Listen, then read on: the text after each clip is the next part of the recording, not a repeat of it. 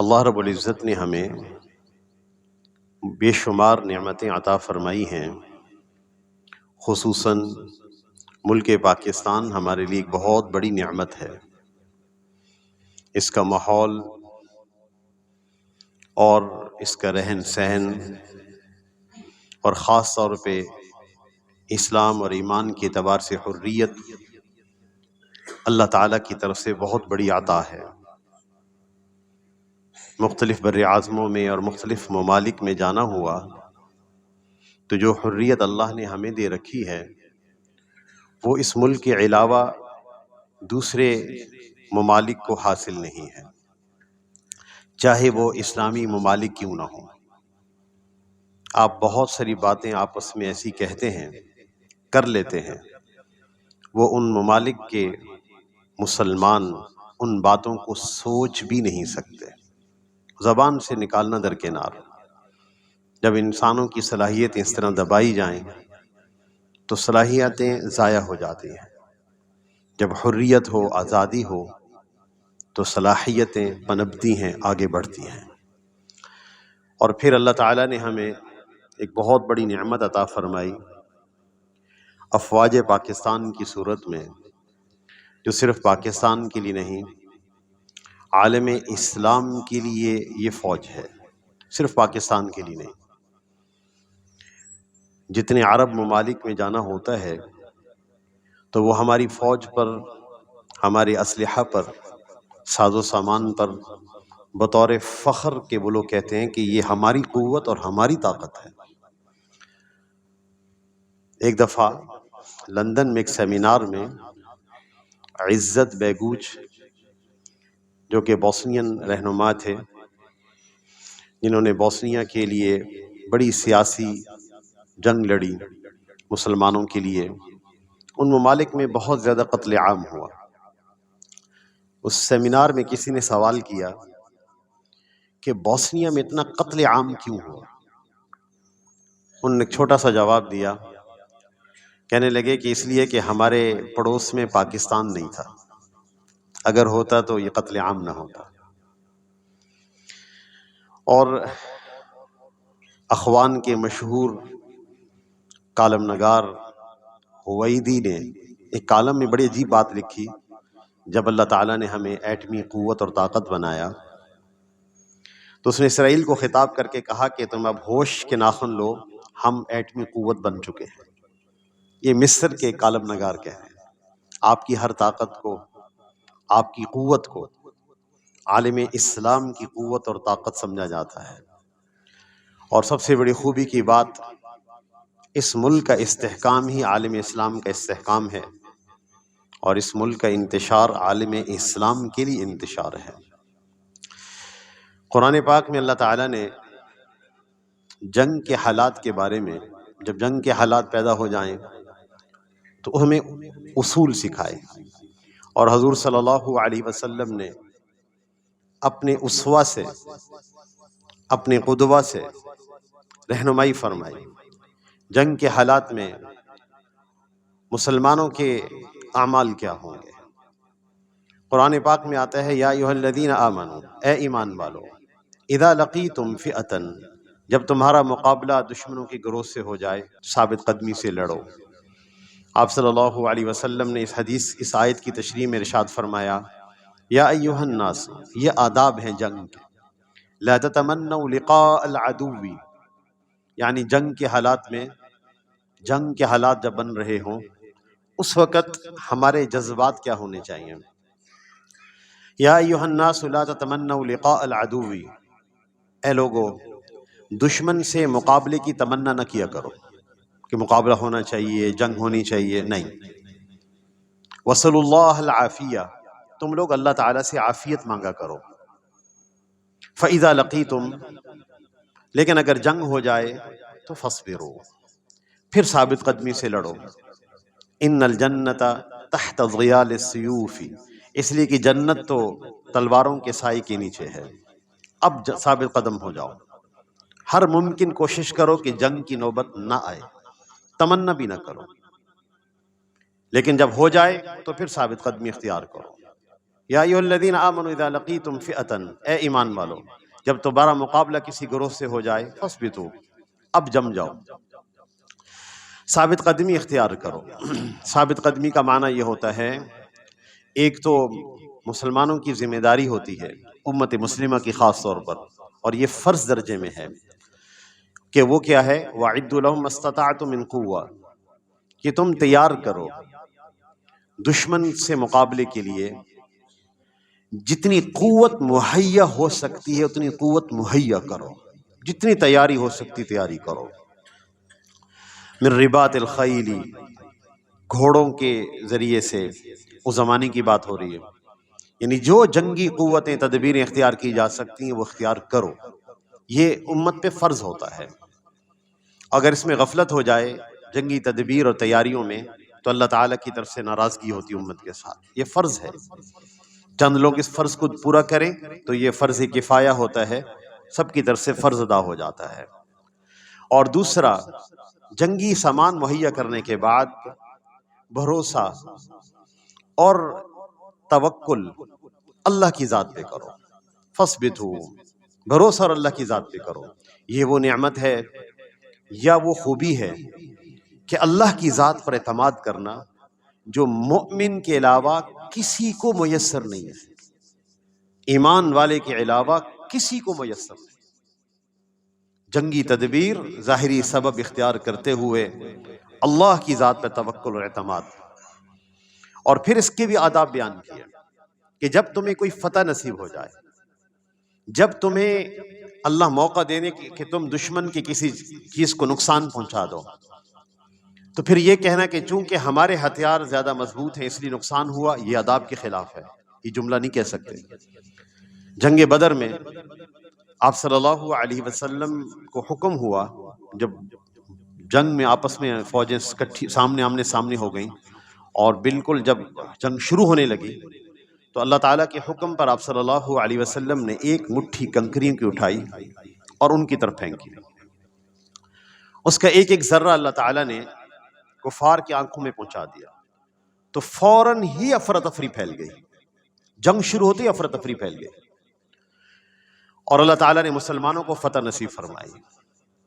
تو اس کے بعد قرآن پاک کی آیت نازل ہوئی، اور وہ میرے اور آپ کے لیے تعلیم ہے کہ جب اللہ تعالیٰ آپ کو غلبہ دیں کسی موقع پر، دشمن کو نقصان پہنچانے کا اللہ تعالیٰ نے آپ کو موقع دیا، تو فرمائے وما قتلہم ولکن اللہ قتلہم، تم نے قتل نہیں کیا، اللہ نے قتل کیا۔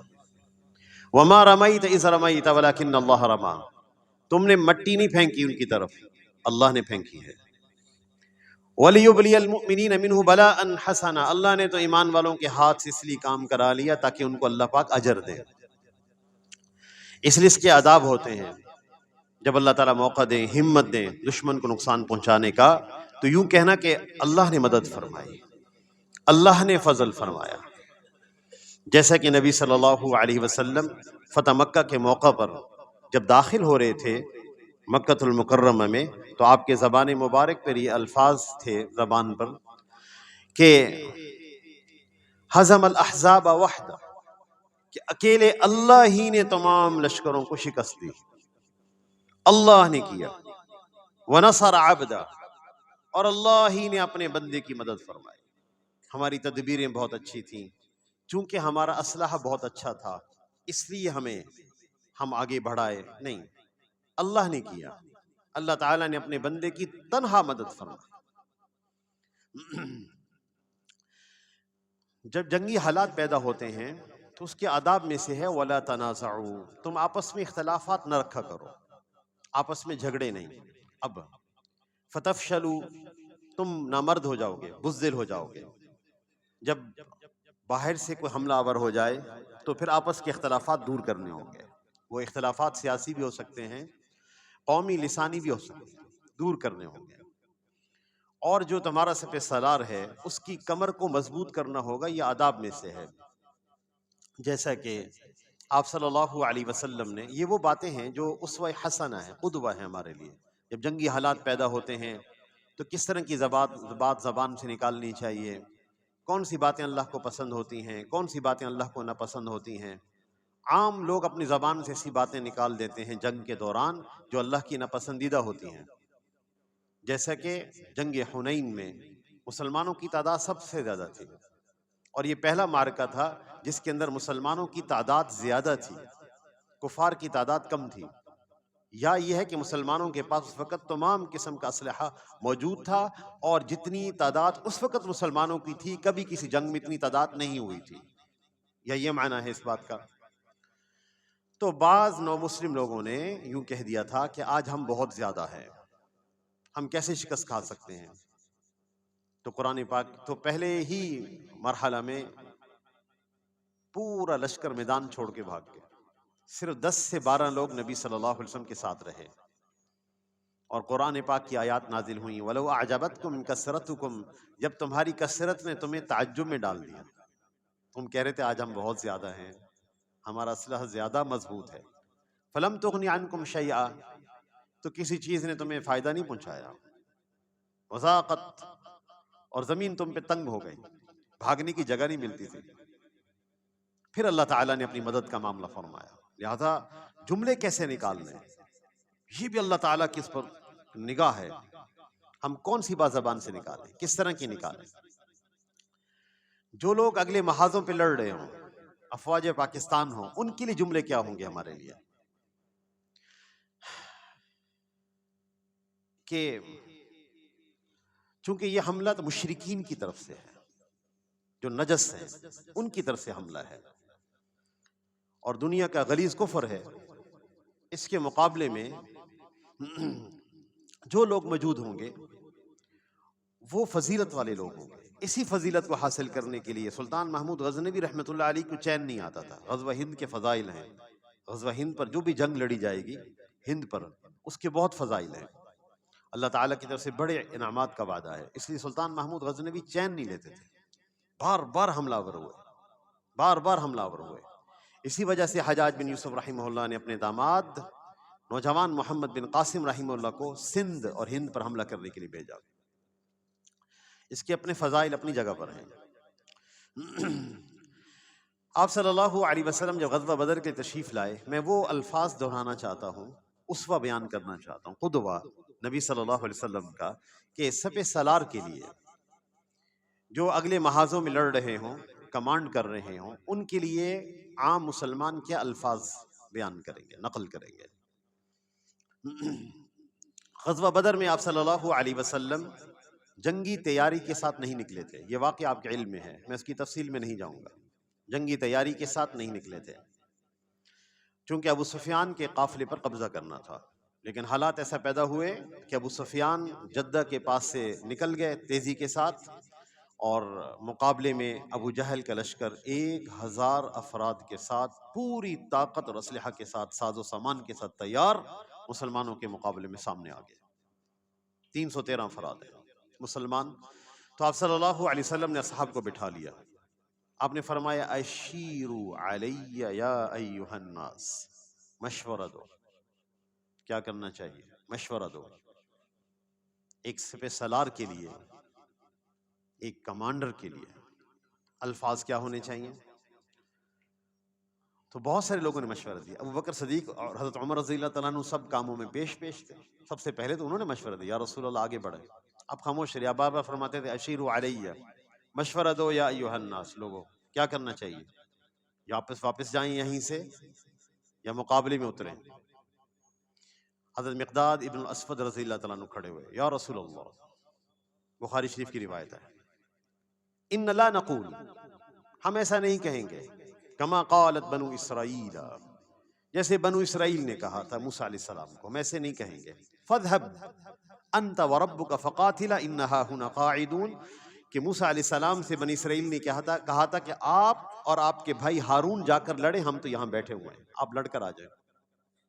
ہم یوں نہیں کہیں گے، ہم یوں کہیں گے امضی ونحن معک، آپ چلیں ہم آپ کے ساتھ ہیں۔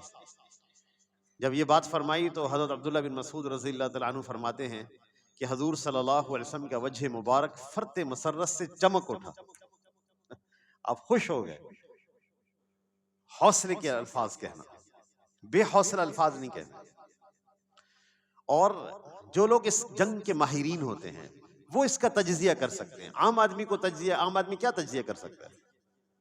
اس لیے بے موقع تجزیہ کرنے سے بھی بچنا چاہیے، اپنے الفاظ کو محتاط استعمال کرنا چاہیے.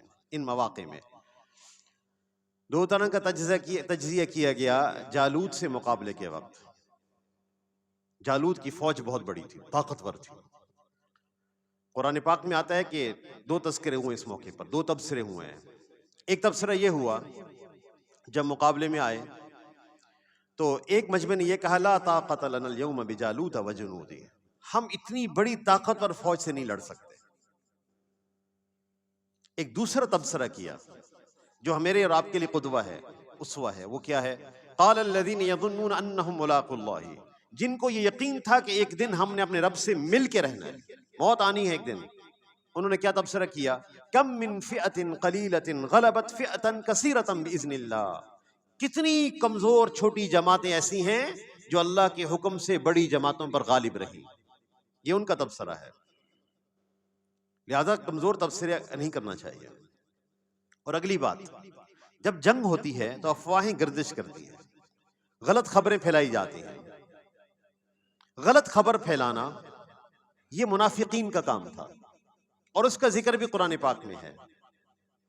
جب حالات خندق کے خوف کے حالات پیدا ہو گئے تھے اور آپ صلی اللہ علیہ وسلم نے دفاعی حکمت عملی اختیار کی، اور دفاعی حکمت عملی اختیار کرتے ہوئے بہت سارے لوگوں نے کہا آگے بڑھ کر ہمیں ان پر حملہ کرنا چاہیے.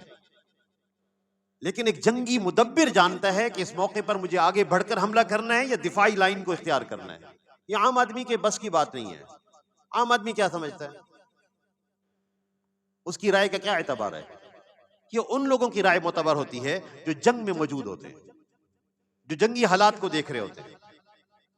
نوجوانوں نے بہت کہا یا رسول اللہ ہم آگے چل کر لڑیں گے. آپ نے حضرت سلمان فارسی رضی اللہ تعالی عنہ کو مشورے کو پسند فرمایا، خندق کھودی اور دفاعی لائن کو اختیار کیا. کیا جنگ بدر میں مدد نہیں ہوئی تھی؟ ہوئی تھی. تو دوبارہ آگے بڑھ کے حملہ کرتے؟ نہیں، دفاعی لائن کو اختیار کیا. جنگی تدبیر ہے ایک. اس موقع پر منافقین نے خبریں پھیلائی. وَإِذَا جَاءَهُمْ أَمْرٌ مِّنَ الْأَمْنِ بِالْخَوْفِ، اس کا ادب بیان کیا گیا. جنگ کے موقع پر جو خبر آئے تو اس کا اصول کیا ہے؟ وَإِذَا جَاءَهُمْ أَمْرٌ مِّنَ الْأَمْنِ بِالْخَوْفِ أَذَاعُوا بِهِ. یہ کمزور بے احتیاط مسلمان اور منافقین کا مزاج یہ ہے کہ جب بھی کوئی امن کی خوف کی خبر آتی ہے اذاعوا بِهِ، اس کو پھیلا دیتے ہیں فوراً. یہ دیکھو یہ کیا ہو گیا. وَلَوْ رَدُّوهُ إِلَى الرَّسُولِ، اگر اس خبر کو اللہ کے رسول کی طرف لوٹاتے، وَإِلَىٰ أُولِي الْأَمْرِ مِنْهُمْ، یا ان لوگوں کی طرف لوٹاتے جو کھوج لگا کر خبر کی تحقیق کر کے صحیح جاننے والے لوگ ہیں. لَعَلِمَهُ الَّذِينَ يَسْتَنبِطُونَهُ مِنْهُمْ، ان کی طرف لوٹانی چاہیے تھی، خبر کو پھیلانا نہیں چاہیے تھا. بعض مواقع میں آپ صلی اللہ علیہ وسلم نے خبر لانے والوں سے فرمایا اگر صحیح خبر ہوگی تو مجمع کے سامنے بیان کرنا ہے، اگر صحیح خبر نہیں تو لوگوں کے سامنے بیان نہیں کرنا خبر کو، خوف نہ پھیل جائے. یہ آداب میں سے ہے. اور پھر بعض خبریں ایسی ہوتی ہیں جو دشمن کو نقصان پہنچاتی ہیں، وہ خبر پھیلانا اللہ کا حکم بھی ہے، مطلوب بھی ہے، امر مستحب ہے. جیسا کہ جنگ خندق کے موقع پر ایک دن ایسا سخت آیا، اتنی تیر مارے گئے کہ آپ صلی اللہ علیہ وسلم کی 4 نمازیں قضا ہوئی بالترتیب. آپ نے پھر اندھیرے میں ساری نمازیں قضا فرمائیں دوبارہ سے.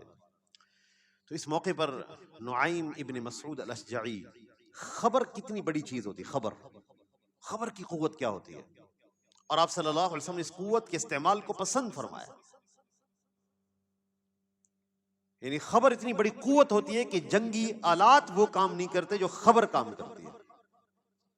نعیم ابن مسعود الاشجعی آئے نبی صلی اللہ علیہ وسلم کے پاس، یا رسول اللہ میں مسلمان ہو گیا ہوں، قبیلہ غطفان والے نہیں جانتے میرے اسلام لانے کی خبر ان کو نہیں ہے.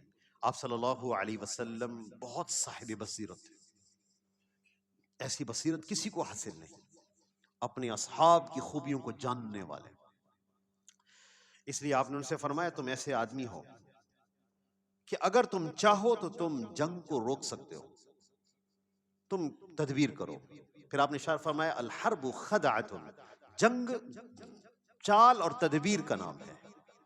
چال اور تدبیر سے جنگ رک جائے یہ بہتر ہے۔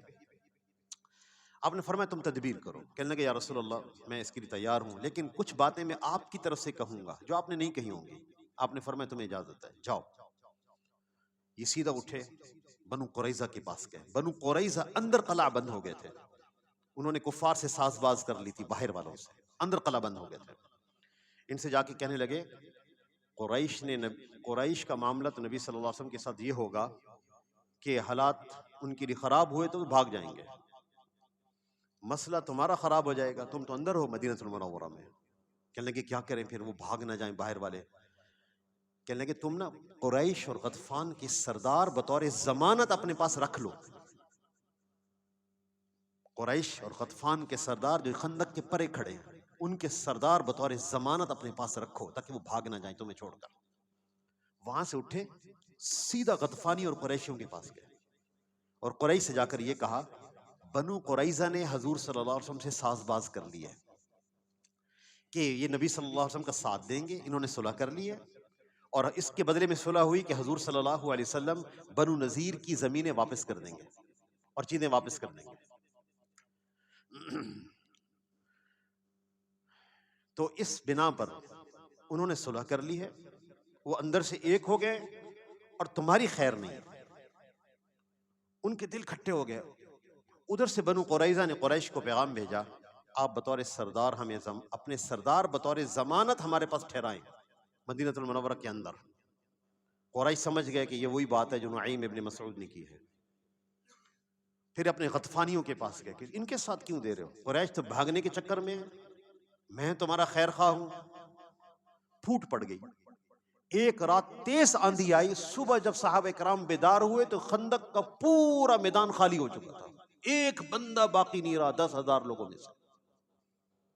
نعیم ابن مسعود رضی اللہ تعالیٰ عنہ کی طریقہ کار گفتگو کا، خبر، پروپیگنڈا، الحرب خدعۃ، جنگ تدبیر کا نام ہے، جنگی چال کا نام ہے، لہٰذا ایسے ماہرین لوگ اللہ پاک ان سے کام لے تاکہ یہ حالات نہ بنے جنگ کے۔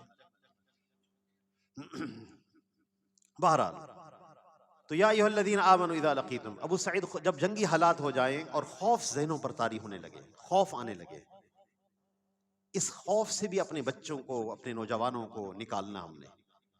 ابو سعید خدری آئے رضی اللہ تعالیٰ عنہ، یا رسول اللہ جنگ کا بہت خوف ہے طبیعتوں پر، باہر سے کفار چڑھ آئے، اندر سے قریظہ والوں نے وعدہ خلافی کر دی، کیا کریں؟ تو آپ نے ایک دعا سکھائی، جب جنگی خوف ذہنوں پہ طاری ہونے لگے تو ہمیں یہ دعا مانگنی ہوتی ہے، یہ طبیعت کا حصہ ہے۔ جب جسم کو تکلیف پہنچے گی درد نہیں ہوگا، ہوگا درد بھائی، درد ہوگا، نہیں ہونا چاہیے، کیوں نہیں ہوگا درد؟ ہونا چاہیے، جسم کا حصہ نہیں ہے۔ تو جب جنگ ہوگی تو خوف ہوگا، جی ہوگا، کیوں نہیں ہوگا، لیکن خوف اعصاب کو نقصان نہ پہنچائے۔ تو اس لیے ابو سعید خدری رضی اللہ تعالیٰ عنہ نے عرض کیا یا رسول اللہ اس موقع پر ہم کیا مانگیں، کیا کریں، بہت طبیعت پر بوجھ ہے، خوف ہے۔ آپ نے فرمایا یوں دعا مانگو، اللہم استر عوراتنا، اے اللہ ہمارے عیبوں پہ پردہ ڈال دیں، وآمن روعاتنا، ہمیں اس خوف میں امن عطا فرما۔ تو لہٰذا آداب میں سے ہے یا ایھا الذین آمنوا اذا لقیتم، جب اے ایمان والو جب دشمن سے لڑو تو فثبتوا، جم جاؤ، واذکروا اللہ، اللہ کا ذکر کثرت سے کرو، اس موقع پر دعائیں خوب مانگو، ولا تنازعوا، آپس کے اختلافات دور کر دو، فتفشلوا، وگرنہ بزدل ہو جاؤ گے، وتذهب ریحکم، تمہاری ہوا اکھڑ جائے گی، واصبروا، جمے رہو، ان اللہ مع الصابرین، اللہ تعالیٰ صبر کرنے والوں کے ساتھ ہے۔ تو اللہ تعالیٰ ہمیں خوف سے امن بھی عطا فرمائے، حالات کو امن والا بنائے، ہماری سرحدوں کو بھی مأمون بنائے۔ اور بزدل دشمن نے جب حملہ کیا تو ہماری مساجد پر کیا اور مدارس پر کیا، پہلا حملہ اس کا اٹیک مساجد اور مدارس پر ہے، اور پھر اس کے ساتھ اسرائیلی ہتھیار اس کے ساتھ ہیں، یعنی اس کا مطلب یہ ہوا دنیا عالم کا جو بڑا کفر ہے، یہود اور ہنود دونوں جمع ہوئے۔ تو اللہ تعالیٰ ہمارے ملک کی حفاظت بھی فرمائے اور ہمارے نوجوانوں کو ثابت قدم فرمائے۔ وآخر دعوانا ان الحمدللہ رب العالمین، الحمدللہ رب العالمین۔ اے اللہ ہمارے گناہوں کو معاف فرما دیں، یا اللہ ہمیں اپنا تعلق نصیب فرما، اے اللہ ہمیں اپنی محبت عطا فرما اور اپنی محبت کو سب کی محبت پہ غالب فرما۔ اے اللہ ہمارے ملک پاکستان کی بھی اور عالم اسلام کی حفاظت فرما۔ اے اللہ ہمارے ملک کی سرحدوں کو محفوظ فرما۔ اے اللہ ایک بزدل دشمن مسلط ہوا ہے، یا اللہ اپنے فضل سے غیبی مدد اور تائید اور نصرت فرما دیں۔ اے اللہ ہمارے ملک کے تمام مسلمانوں کو مأمون بنا دیں، ہماری سرحدوں کو محفوظ فرما دیں۔ ہمارے جو نوجوان مقابلے کے لیے موجود ہیں، یا اللہ ان کو ہمت عطا فرما، ثابت قدمی عطا فرما، غیبی مدد فرما، تائید غیبیہ فرما۔ اے اللہ اپنی نصرت کا معاملہ فرما۔ اے اللہ ہمارے فلسطین کے بھائی ہیں، ان کی مدد فرما دیں، تائید غیبیہ فرما دیں۔ اے اللہ ہمارے بھائیوں کو غالب فرما دیں۔ اے اللہ کفر جتنی تدابیر کے ساتھ جمع ہوا ہے، اے اللہ اس کی ساری تدابیر کو اپنی قدرت سے نیست و نابود فرما۔ اے اللہ اللہم استر عوراتنا، اے اللہ ہمارے عیبوں پہ پردہ ڈال دیں۔ وآمن روعاتنا، اے اللہ ہمیں خوف سے امن عطا فرما دیں۔ اے اللہ جن حضرات نے ہمیں دعاؤں کے لیے کہا یا جو ہم سے توقع رکھتے ہیں، سب کی جائز حاجات کو اپنے فضل و کرم سے پورا فرما۔ اے اللہ ہمارے ملک کو اقتصادی اعتبار سے، معاشی اعتبار سے، اے اللہ جو ہے زراعت کے اعتبار سے بابرکت بنا دیں، مالا مال بنا دیں۔ اے اللہ ہمارے کاموں میں، ہمارے دریاؤں میں، نہروں میں برکتیں عطا فرما، ہمارے غلے اناج میں برکتیں عطا فرما۔ اے اللہ جتنی نعمتیں آپ نے ہمیں دے رکھی ہیں ان کو وافر فرما دیں۔ اے اللہ ان نعمتوں کو خوب بڑھا دیں۔ اے اللہ ہماری بدعملیوں کے سبب ہمیں کسی بھی نعمت سے محروم نہ فرمائے۔